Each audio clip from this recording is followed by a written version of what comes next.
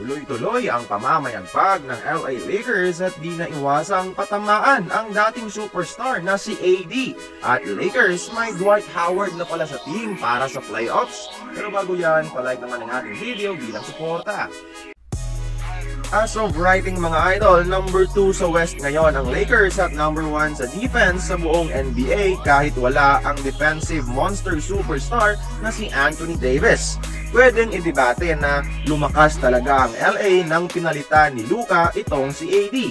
At di nagpigil ang owner ng Lakers na si Jeanie Buss mga idol.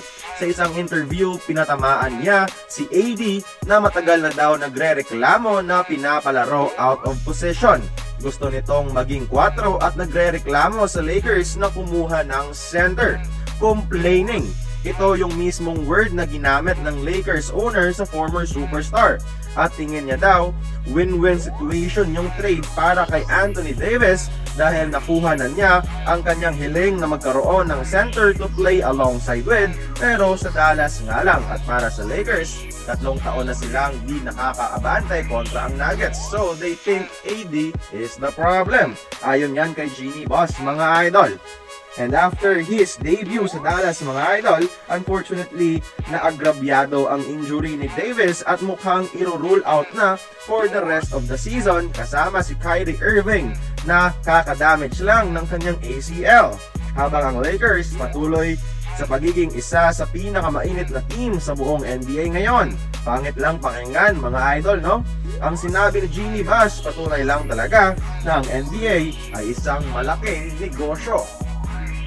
Samantala, hiling ng mga fans matagal na ibalik si Lakers Dwight Howard para i-address ang kakulangan sa center position. Pero paano kung sabihin ko sa inyo mga idol na meron na silang Dwight Howard at ito ay si Trey Jemison ngayon? Maraming fans ang nakapansin ng resemblance ng laro nilang dalawa at sa hubog at physicality ng katawan mga idol. Kung tutusin sa edad ni Dwight ngayon at sa being out of action sa NBA, kung babalik man siya, yung contributions niya would be the same as Trey Jemison mga idol. Yung offensive rebounding, rim running, yung drop passes at alley-oop sa ilalim, yung defense, almost the same lang siguro ang ipapakita. Mas bata nga lang itong si Jemison. Ang pinagkaiba lang mga idol, kahit matanda na si Dwight ay tingin ko mas lamang pa rin siya sa athleticism at syempre yung leadership at experience sa playoffs. Something na hindi matatawaran sa Lakers kung kinuha siya sana.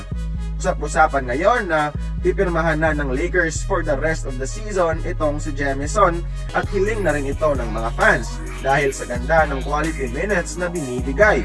Yung famous meme na, di ba? Mama, bilhan mo ako ng Dwight Howard. Hindi anak, may Dwight Howard na tayo sa bahay.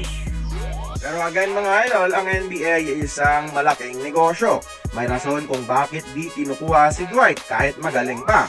NBA is not just about basketball anymore. Kaya siguro, settle na lang muna ang mga Lakers fans sa Divisoria version ni Superman na si Trey Jemison na pwedeng tawaging Captain Barbell. Kaya kayo mga idol, dapat bang i-convert ng Lakers ang kontrata ni Jemison sa isang standard deal para magamit sa playoffs at worth it nga bang bumitaw ng isang player para sa kanya? Join the conversation, mag-comment lamang sa ibaba.